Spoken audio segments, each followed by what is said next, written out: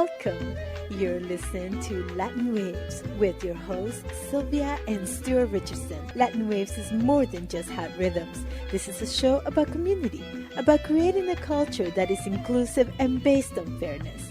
Because everyone deserves dignity, respect, and has something to contribute. A new world is possible, and it all starts with us. You are listening to Latin Waves. I'm your host, Sylvia Richardson. I am delighted to be joined by Jorge Martin. He's the Secretariat of HOV Venezuela. Welcome to our program, Jorge. It's a pleasure to be with you, as always. Now, 2022 has been a year of many significant events. You know, the war in Ukraine, the new installing of a president in Haiti via Twitter by the U.S., and which sounds ridiculous, but shouldn't surprise us for us in Latin America. So why don't we start by maybe you telling us a little bit of the highlights that you feel we really ought to be paying attention to in 2022 that have occurred. Well, there are a whole number of general processes that are taking place. And then there are some specific events that have also developed in the last few months. If you look at the situation from a more general point of view, we have now come out of the COVID pandemic, or at least the worst of it is behind us now. But obviously, the economic, social, and political impact is still remains. But nevertheless, we're not in a period where, as it was a year ago, 2 years ago, when there were lockdowns and restrictions to traveling and restrictions to production, and this affected really badly Latin America. Latin America was the region in the world that was worst affected from the pandemic, both from the point of view of a number of people who died in relation to the population, and also from the point of view of the economic impact. Millions of people have been thrown under the poverty line. Millions lost their jobs, tens of millions lost their jobs, and so on. But this is now behind. However, the economy has not recovered by any stretch of imagination.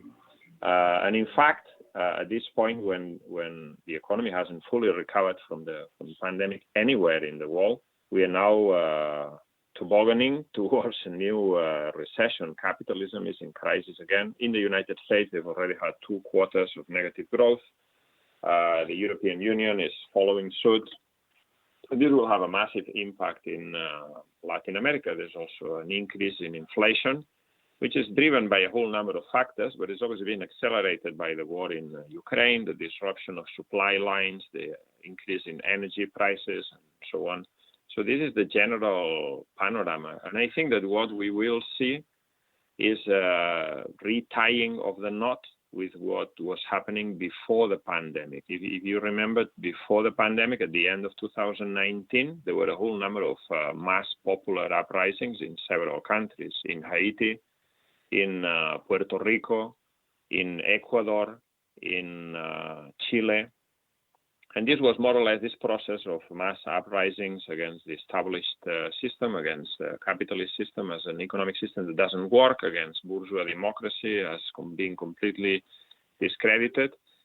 That process was cut across by the pandemic, and it came to a halt temporarily. But I think that now we're going to see the same thing again. What's been happening in the last few weeks in Sri Lanka with the mass uprising, we will see again in Latin America. And we have already seen, in fact, even during the pandemic, we saw the national strike in Colombia, which lasted for several weeks, the national strike in Ecuador more recently. And these movements, what they reflect is a deep-rooted mistrust in the capitalist system and the attempt by the masses to look for a way out. Now, if you're asking me about the most specific events that have taken place that are significant this year, I will mention 3. One, the national strike in Ecuador, which was very strong, lasted for nearly 3 weeks, and put the government against the ropes, and he ended up with a partial victory. Some of the demands were achieved, some others were achieved partially, and some others are still being negotiated. And it showed again that the movement that took place in 2019 did not end up in a victory and will necessarily bring the masses back on the streets again. Number two, the election in Colombia. This was an historic event, the first time in the history of Colombia that a presidential candidate who describes himself as a left-winger, Petro, has won the election. In every single previous occasion where progressive or left-wing candidates had attempted to become president, they had either been killed or there had been military coups and so on. So this is a major turnaround for Colombia, and one which I think is rooted in the national strike the previous year. It was the national strike that defeated, that completely smashed the popularity of the previous president, Iván Duque, and prepared the ground for this victory in the polls. And I think it's a very, very important change. Now, if you look at the program of Petro, it's not a particularly radical program. He's been described as a communist by the right wing, but it's not a communist, and he never has claimed to. In fact, in his acceptance speech on the election night, he said, "We are here to, they say that we are here to abolish capitalism, but in fact we are here to develop capitalism," and which I think is very moderate statement. But the fact that he's been elected is very significant, and the movement that's behind him, the movement that propelled him to power, will want concrete resolution of the main problems that are affecting the working class, the majority in Colombia. That is the agrarian reform, the question of jobs, the question of education, the question of healthcare, corruption, the question of paramilitarism, and this is going to be very complicated. This is a major change has taken place in Colombia. Then, finally, number three of the significant events have taken place in Latin America in this year is the constitutional referendum in Chile, which took place last weekend, and that had a result that no one was expecting. The opinion polls were saying that the result was going to be close, perhaps with a slight majority for rejection of the new constitution.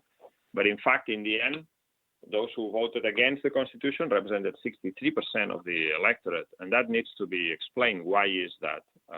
And I mean, it'd be a bit of a long explanation, but if you want a short answer, I will say that they changed the election system. So now it became compulsory to vote, and this brought about 5 million people more onto the polls than previously. And the big majority of these people voted against the new constitution. These are people who are not necessarily very politically involved. They were affected by the propaganda of the right wing, had a scaremongering campaign about the new constitution, what it meant, and so on.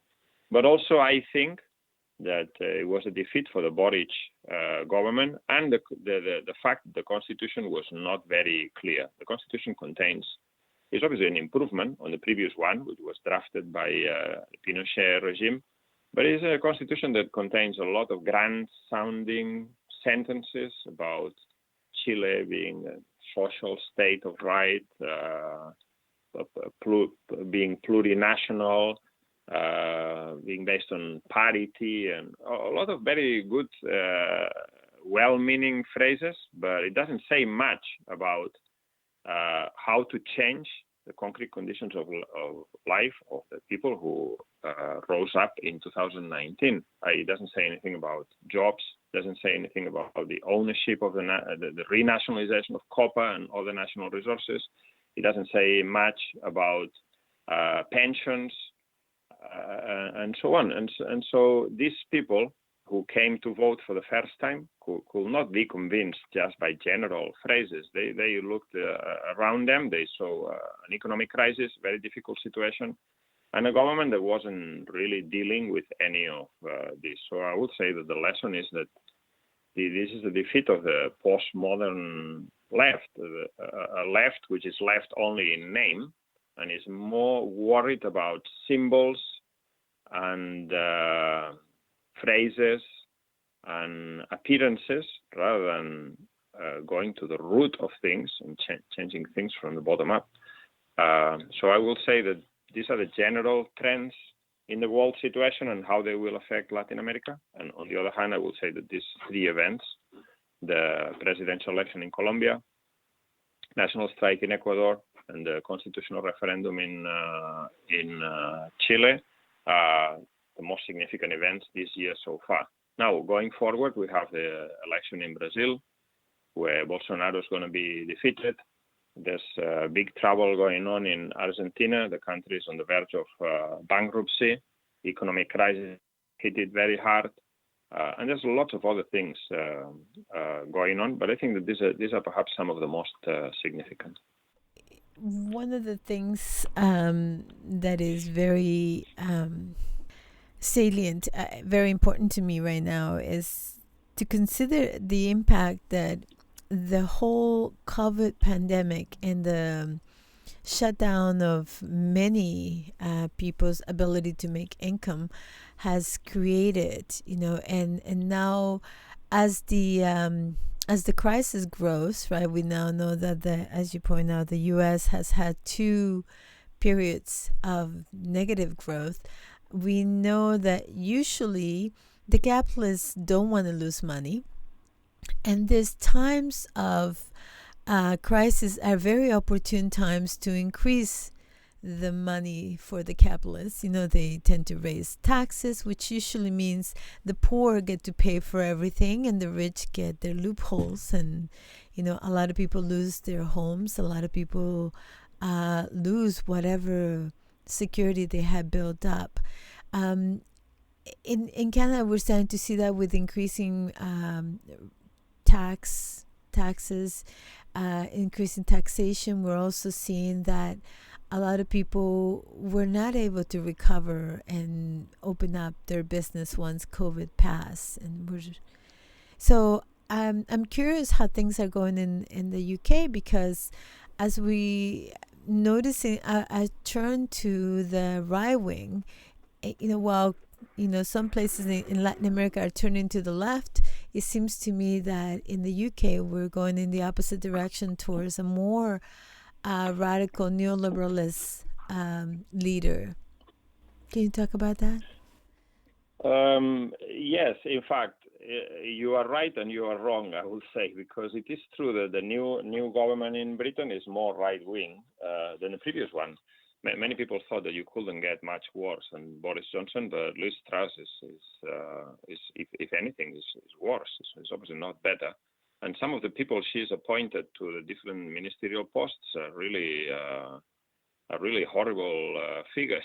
Really right-wing, reactionary, anti-immigrant, racist, and you name it, they have it. And they obviously wanting to rule in the interest of the capitalist class that they represent. But at the same time, we have to understand that Boris Johnson he had to resign because he was losing all the parliamentary elections, the partial parliamentary seats that were being contested, they were being lost. And so that meant that the members of parliament of the Conservative Party pushed him out. So he resigned because he was so unpopular amongst the electorate. It became a liability for his own members of parliament. But in fact, the people who have elected Liz Truss are not the public. It's just a small number, but I think about 81,000 members of the Tory party that voted for her. That doesn't mean that the country has shifted to the right. The members of the Conservative Party are swivel-eyed loons and reactionary people, but that doesn't mean that the country thinks that. In fact, now the Conservative Party is at its lowest point in the opinion polls that has been for many, many years. And what we are seeing now in Britain, in fact, is a wave of strikes. They called it the summer of discontent. And this is a wave of strikes that started in June with the railway workers. Then it was followed by the postal workers who are on strike today and tomorrow, 115,000 of them against the privatized Royal Mail. But it's now spreading, this summer of discontent of strikes, spreading to sections that are normally not considered to be very militant sections of the working class. Like, for instance, there's an all-out strike, indefinite strike of the barristers. With the gowns and the white wigs, setting up picket lines outside the Supreme Court. It's quite striking to see.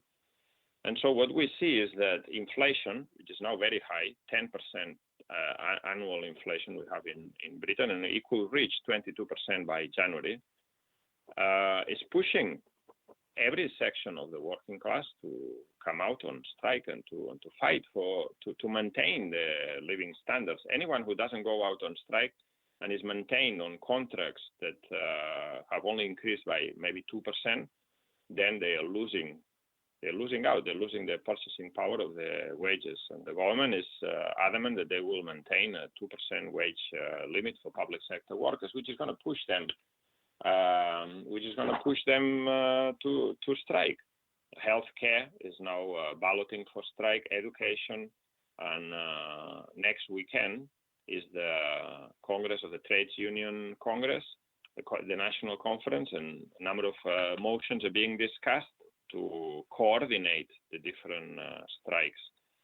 In Britain, a general strike is illegal, but there's nothing to say that the different sectors cannot call for a strike on the same day. And this is quite likely, the coordination of different sections on strike.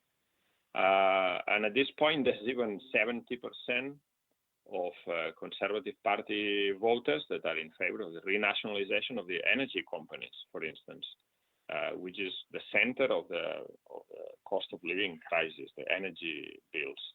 And I will say that this government of Liz Truss, who appears so radical to the left, will take measures that might seem surprising in order to stop the increase in the electricity and energy bills. Why? Because they fear that if they are left unchecked, the impact will be so much on ordinary working people that there will be an uprising, there will be an insurrection. And so in order to save the system, they're prepared. They just said they're going to invest 115 billion pounds in order to cap the energy prices. In fact, what this means is that instead of the consumers paying for the increase in energy prices, the government will give the money straight to the companies. So the capitalists never lose, but in this case, it will partially, very partially, alleviate the impact on working class families. And the reason they're doing this is not because they care about poor and working class people, but rather because they are afraid of this potential social explosion that will take place if these energy prices were left unchecked. So this is the situation in Britain. Yes, the government has shifted further to the right, but I will say that the people and particularly the workers are preparing a very sharp shift to the left.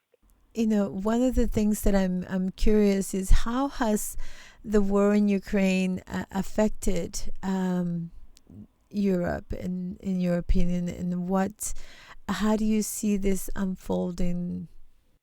I will say that what is happening in Britain now, with this wave of strikes, will be repeated throughout Europe in the next period. Europe is in for a very harsh winter because of the energy prices and the massive increase of these energy prices and the problems with supply. Because now Russia has said, well, if you continue with sanctions on Russia, we will not supply gas.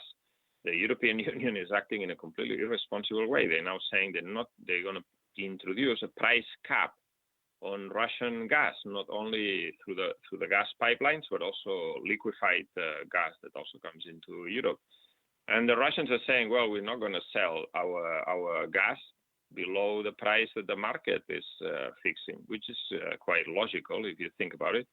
And this means that there's going to be very serious consequences for the people in the whole Europe. In Switzerland, they just introduced a new regulation that anyone who heats their homes over 19 degrees will be fined. This will become illegal. In Germany, they're going to introduce warm banks, which means that public buildings like libraries, COVID vaccination centers that were opened, or schools will be opened, heated by the state, so that people who cannot afford the energy bills, they don't have the money to heat their own, to keep their homes warm, can go there and keep warm for a few hours a day.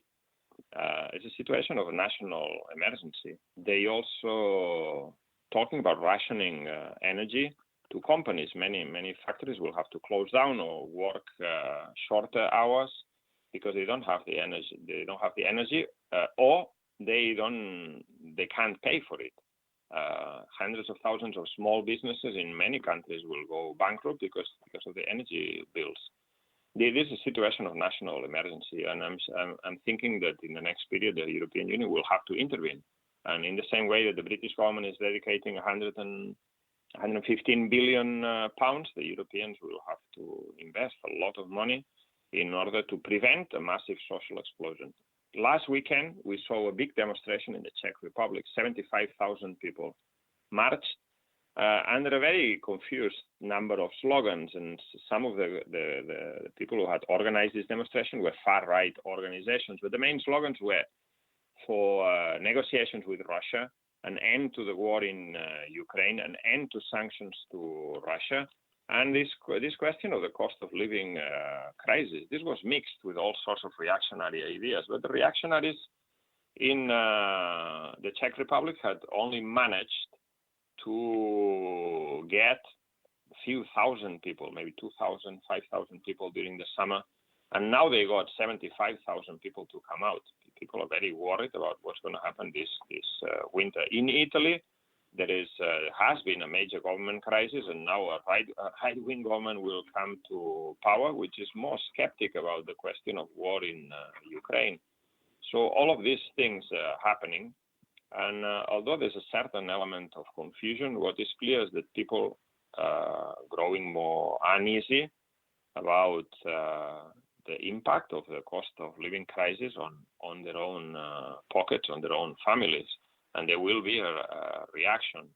In some cases, it will take place in the form of strikes, like in Britain, where workers will want to recover the lost ground in terms of the wages. In other cases, it will come through popular movements, mass demonstrations. And when the same governments are dedicating millions of pounds to save the energy companies, and they are saying that we are fighting in Ukraine because of our own interest, people will start to say, well, I mean, it is not our interest, this struggle in Ukraine. It's just in the interest of the ruling class, and we don't want it. So the mood is changing very rapidly everywhere in Europe, starting with this cost of living crisis, but it will develop into other things. And this comes at a time of global crisis of capitalism. I think that the ruling class is very worried, and they will need all the institutions that have any prestige in order to prop up the regime. There are some bourgeois economists that are talking about how this crisis combines the worst of the 2008 crisis, which was mainly centered around the question of national debt, austerity, and so on, and the worst of the crisis in the 1970s, where it was centered around the question of inflation, economic recession, and so on. This is going to be a crisis that combines recession, inflation, and high debts of the states, the households, and the companies. It's going to be a major disaster for capitalism. And I will say we have to struggle so that this time we don't come out of this crisis. The ruling class will always be able to come out of this crisis by making the workers pay. So this time I think we should make the capitalists pay, and we should put an end once and for all to this outdated, rotten system, which can only bring climate disaster, exploitation, imperialist domination, racism, and all the other evils of capitalism and imperialism in this epoch. It's about time. As we come to an end, can you talk a little bit about Venezuela's victory against empire, because it has been massive aggression, invasions, and Venezuela still stands as an independent democratic country. Yes, it's 3 years. The coup in Venezuela started in 2019, the most recent one, because there's been quite a lot. But the attempt of the U.S. administration to impose a person, Juan Guaido, whom they wanted to recognize as president of Venezuela, and this completely failed. And I would say it's a combination of different factors. One is the stupidity of the opposition in Venezuela. The Venezuelan opposition is so aloof, is so based on the small minority of the ruling class, so out of touch with the people of Venezuela, so attached and dependent on U.S. imperialism that is unable to carry out any decent attempts at overthrowing the regime. But this doesn't mean that this was not dangerous. It was very dangerous. It was very well prepared. They had links within the army. And above all, they had the support of the United States. And the United States is still the most powerful imperialist country on earth. If you read Bolton's book, The Room Where It All Happened, which is just published, he explains very in much detail how they prepared this coup. So one of the reasons is the stupidity of the Venezuelan opposition. But another one, I will say, is the enormous reservoir of anti-imperialist feeling and revolutionary feeling of the Venezuelan people. They're still going through a lot. Because we shouldn't forget the sanctions are still in place. There's all sorts of sanctions, but particularly on the oil exports, although they're now starting to open up a bit in relation to that, because they need oil in the context of the Ukraine war. But the Venezuelan people have very strong anti-imperialist feeling, quite rightly so.